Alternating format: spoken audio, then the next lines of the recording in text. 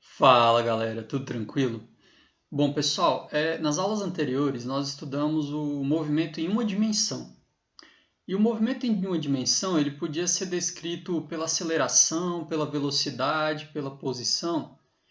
Mas lá, como o objeto podia se mexer apenas em uma direção, a gente não se preocupou muito para onde ele ia. A gente simplesmente adotou que você tinha um sentido positivo, um sentido negativo, e a gente conseguia resolver todos os problemas. Mas quando o movimento ocorre em mais de uma dimensão, aí nós precisamos de uma forma de obter a localização desse objeto e o deslocamento dele de uma forma um pouco mais precisa.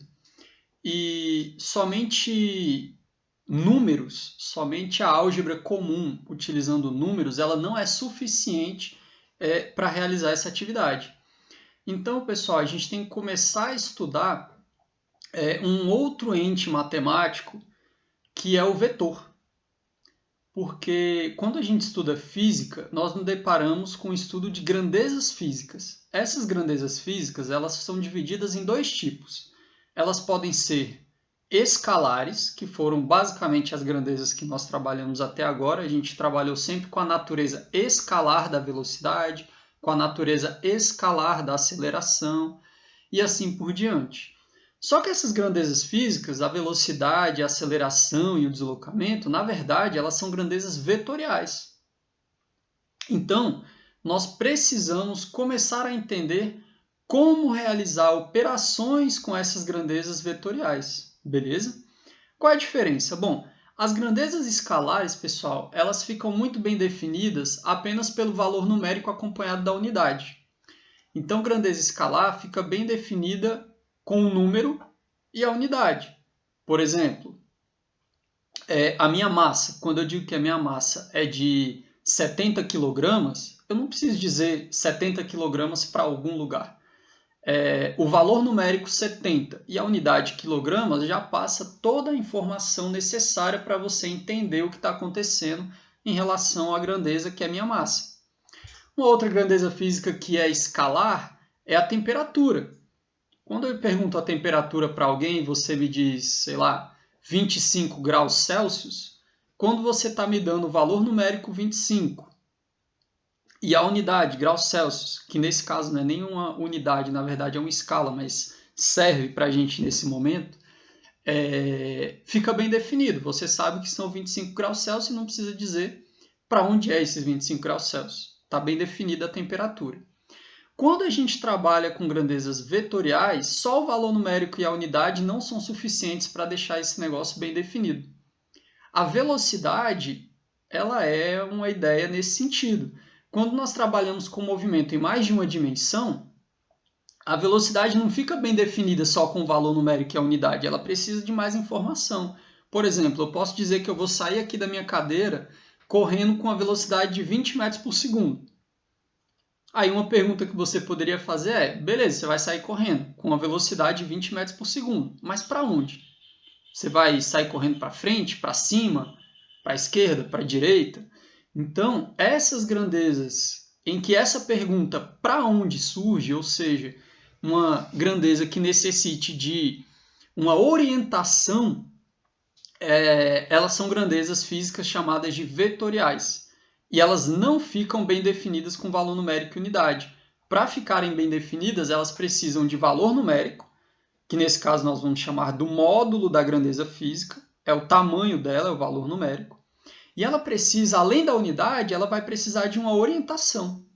E a orientação, pessoal, ela é dada pela direção e o sentido. Então, por exemplo, eu posso dizer que eu vou sair correndo aqui com uma velocidade de 20 metros por segundo. 20 é o valor numérico, metros por segundo é a unidade. Para a direita, então eu estou te dando uma orientação. Eu estou dizendo que eu vou me mover, por exemplo, na horizontal para a direita. E ficou claro para onde eu vou. Então, a grandeza física vetorial ela precisa de orientação para ser bem definida. Como os números eles não fornecem orientação, nós não podemos usar os números apenas para representar essas grandezas físicas. Então, as grandezas físicas vetoriais elas não são representadas por números, elas são representadas por vetores. Então, galera, nós vamos representar as grandezas físicas por vetores. Uma coisa importante aqui, pessoal, é diferenciar direção e sentido, tá? Direção é tipo horizontal e vertical. E para você não se confundir, lembre-se que numa mesma direção nós temos sempre a possibilidade de dois sentidos. Vamos entender essa ideia, ó. Se eu pensar na direção horizontal, quando eu me movo na direção horizontal, eu tenho duas possibilidades de sentido. Eu posso ir para a direita ou eu posso ir para a esquerda. Então, na direção horizontal, existe a possibilidade do sentido para a direita e do sentido para a esquerda. Na direção vertical, nós temos a possibilidade de se mover com sentido para cima ou com sentido para baixo. E uma outra forma de dar direção, galera, é fornecendo um ângulo em relação a um eixo. Se nós estivermos usando um eixo cartesiano para nos localizarmos no espaço, nós podemos fornecer essa orientação fornecendo um ângulo em relação à horizontal, por exemplo, ou em relação à vertical, ou em relação ao eixo X, em relação ao eixo Z, em relação ao eixo Y, tanto faz, tá? Então, pessoal, o que nós vamos começar a fazer é estudar esses vetores, porque grandezas físicas vetoriais, elas são descritas pelos vetores, só que os vetores, eles não são números, então eles não obedecem à álgebra numérica comum, eles vão obedecer uma álgebra vetorial. Isso quer dizer que a gente tem que reaprender a álgebra relacionada a vetores. A gente tem que saber como somar vetores, como multiplicar vetores, como subtrair vetores e assim por diante, beleza? Então, o que eu vou mostrar para vocês agora é como realizar operações com os vetores. E a primeira operação e mais simples é a soma de vetores. Primeiro eu vou mostrar a soma geométrica dos vetores. Depois eu mostro uma outra forma de somar também que é bem interessante, tá bom? Então é o seguinte, vamos considerar aqui que eu tenho um vetor A e um vetor B, aleatórios aqui. E eu quero somar os dois, eu quero realizar a soma dos dois. Então eu estou dizendo que eu tenho um vetor S, que é dado pela soma de A mais B. Como realizar essa soma? Pessoal, aqui tem umas coisas importantes antes da soma, tá? Notação. Sempre que a gente tem uma grandeza física e tem uma setinha em cima dela aqui, ó, significa que ela está sendo representada como uma grandeza vetorial. Então, isso aqui é um vetor. Isso quer dizer que essa soma aqui, em geral, ela não vai ser a soma do tamanho do A e do tamanho do B. Não são dois números que eu estou somando. Então, eu não posso somar isso direto. Eu tenho que realizar a operação de soma de vetores. Eu vou mostrar aqui um modo de fazer essa soma. O primeiro módulo, que é o modo geométrico de fazer essa soma, pessoal, é o seguinte. A gente pega o primeiro vetor da minha soma, o vetor A, e deixa ele do jeito que ele está aqui, ó, bonitinho. No final dele, eu coloco o vetor B. Se nós fizermos isso, eu trago aqui o B para o final do A. Então, o começo do B vem para o final do A. A soma entre esses dois vetores, o resultado da soma dos dois vetores, é um vetor que vai aqui do ponto de partida do A até o ponto final do B aqui, ó. Então, esse vetorzinho é o meu vetor S, que é a soma do vetor A mais o vetor B. Então, repare, pessoal, que agora a gente está trabalhando com vetores, que são essas setinhas, e somar os vetores, não tem como mais você somar número, isso aqui não é número. Eles são setas. Então, existe uma regrinha para a gente somar esses caras, tá? Essa regrinha que eu acabei de mostrar para vocês é chamada de regra do polígono, porque fecha um polígono. No nosso caso aqui, como são só dois vetores, fecha um triângulo, beleza? Então, o vetor soma é o que vai do ponto de partida do começo do meu primeiro vetor até o final do meu último vetor da soma. Eu poderia colocar mais vetores aqui e era só ir fazendo dessa maneira. O final de um no começo do anterior e assim por diante. E depois você vai do ponto de partida até o ponto de chegada. É assim que a gente soma vetores, beleza, galera? Um outro exemplo aqui, e se ao invés de somar eu quiser fazer a diferença? Então, o vetor diferença A menos B. Pessoal, o vetor menos B, ele é um vetor igualzinho ao B, só com sentido oposto. Então, o B ele está indo aqui nessa diagonal para baixo, o menos B seria o mesmo vetor na diagonal, só que indo no sentido aqui para cima. Você só muda o sentido do vetor. Então, a gente usa a mesma regrinha. Eu vou fazer o vetor A do jeitinho que ele é, repetir o vetor A aqui, e no final dele, ao invés de colocar o vetor B, eu vou colocar o vetor menos B, que é o mesmo vetor, só que com sentido oposto. Ao invés de ser descendo, ele é subindo. Então, tá lá. Esse é meu vetor menos B. E o vetor diferença vai ser o que vai do ponto de partida até o ponto de chegada. Esse é meu vetor diferença. Tranquilo? Se nós fizermos agora o B menos o A, aí a gente tem uma mudança de sinal, quer dizer que vai mudar o sentido. Olha só a ideia. Se nós fizermos o vetor B menos A, aí a gente vai pegar o B do jeitinho que ele é, e no final dele vai pôr o menos A. Ó, o A ele é subindo 3 e indo 5 para a direita.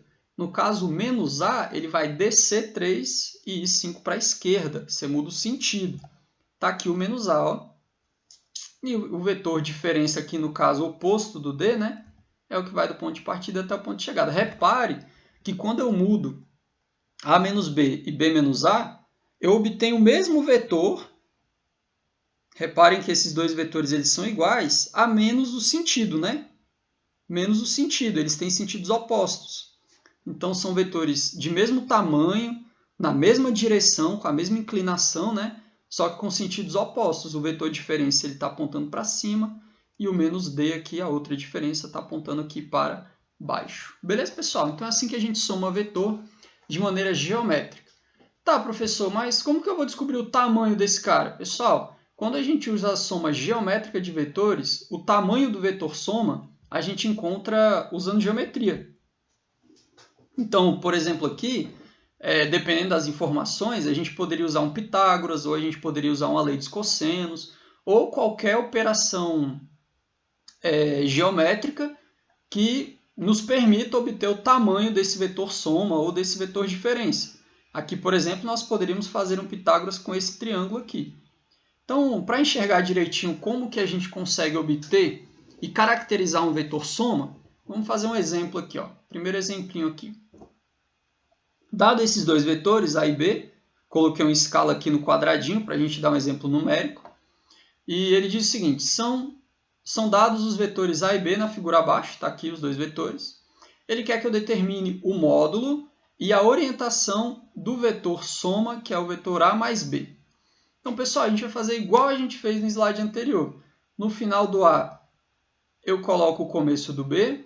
O vetor soma é o que vai do ponto de partida até o ponto de chegada. E eu quero saber o tamanho desse cara. Como aqui eu estou colocando o quadriculado como apoio, e cada quadradinho está me dizendo que equivale a 1 metro, nós podemos usar algum artifício geométrico para achar o módulo e o tamanho desse vetor. Pessoal, o módulo é o tamanho do vetor. Beleza? Bom, o que eu fiz aqui foi pensar nesse triângulo aqui. Ó. Eu tenho esse lado e eu fecho um triângulo com essa horizontal. Então, aqui eu tenho um triângulo retângulo, né? Eu tenho um triângulo retângulo cujo lado vertical aqui é de 2 metros e o lado horizontal vale 11 metros. Só contar os quadradinhos aqui. Ó. Esses valores aqui eu obtive contando quadradinho, beleza? E agora a gente pode fazer um Pitágoras, né? O tamanho da diagonal ao quadrado vai ser igual a esse tamanho ao quadrado, mais esse tamanho ao quadrado. Então, a gente arrumou um artifício geométrico aqui para descobrir o tamanho, o módulo do vetor soma do vetor S. Então, olha lá. Ó. O S ao quadrado, que é a hipotenusa, né? Ele vai ser igual a 2 ao quadrado mais 11 ao quadrado, só fazer a continha. 4 mais 121. Isso aqui dá 125. Tira a raiz, que a gente tem mais ou menos 11,2. Pessoal, o valor negativo a gente não considera porque a gente está trabalhando aqui com figuras geométricas. Né? Não faz muito sentido um comprimento negativo aqui para a gente. Então, a gente usa só a raiz positiva, tá bom? Como solução do nosso problema.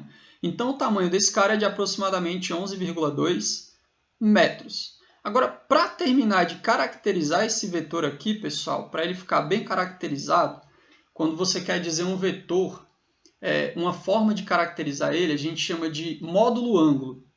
Ou seja, você dá todas as informações que a pessoa precisa para ver qual é o vetor, fornecendo o módulo e o ângulo que esse vetor faz com a horizontal. Então é assim que a gente vai dar a orientação desse cara, porque ele não está nem na horizontal nem na vertical, ele está na diagonal. Então, para dar essa orientação aqui, nós precisamos fornecer um ângulo. Então, é regra que a gente fornece essa orientação, pessoal, medindo o ângulo que esse vetor faz com o eixo positivo x. Só que a gente não pega o ângulo para baixo, pessoal. A gente mede ângulo aqui no sentido anti-horário. Então, o ângulo que a gente está procurando aqui, que vai me fornecer essa orientação, é esse ângulo aqui, ó. Então, fornecendo esse ângulo, o que a gente vai saber? Nós vamos saber que esse vetor ele vai estar ocupando aqui o nosso quarto quadrante. Se a gente colocasse um eixo y aqui, né, esse vetor ele estaria aqui no nosso quarto quadrante. Então, o ângulo que eu preciso é esse ângulo quase que completo, esse ângulo verde aqui, ó. Beleza? Como que a gente faz para obter esse ângulo, que vai me fornecer a orientação do meu vetor? Bom, agora que a gente já sabe aqui, ó, o valor 2 e o valor 11, nós podemos pensar nesse ângulo menorzinho, né? Porque o ângulo grandão ele vai ser a volta toda, que é 360 graus, menos esse ângulo pequenininho que é fácil de achar, né? A gente pode usar tanto seno, quanto cosseno, quanto tangente. Porque se a gente pensar nesse triângulo, nós sabemos que o cateto oposto vale 2, o adjacente vale 11, e a hipotenusa, a gente acabou de achar, vale 11,2. Eu vou usar a tangente. Então, eu sei que a tangente desse ângulo é o cateto oposto, que vale 2 metros, dividido pelo adjacente, que vale 11 metros, que é esse tamanho aqui. E aí, pessoal, é só puxar o arco tangente. Fazendo o arco tangente de 2 sobre 11, a gente chega no ângulo φ aqui de mais ou menos 10,3 graus. Beleza? Se esse ângulozinho aqui tem 10,3 graus, o ângulo grandão ele vai ter 360 menos 10,3. Isso dá 349,7 graus. Então, pessoal, essa é uma maneira de você fornecer um vetor, de você caracterizar um vetor. Você fornece o módulo do vetor e a orientação dele. A orientação dele é dada por esse ângulo em relação ao eixo x positivo. Fornecendo esses dois valores aqui de qualquer vetor, você é capaz de identificar que vetor é esse, você consegue desenhar ele. Então, essa forma de caracterizar um vetor é chamada de módulo ângulo. Você fornece o módulo do vetor e o ângulo que ele faz em relação à horizontal. Beleza?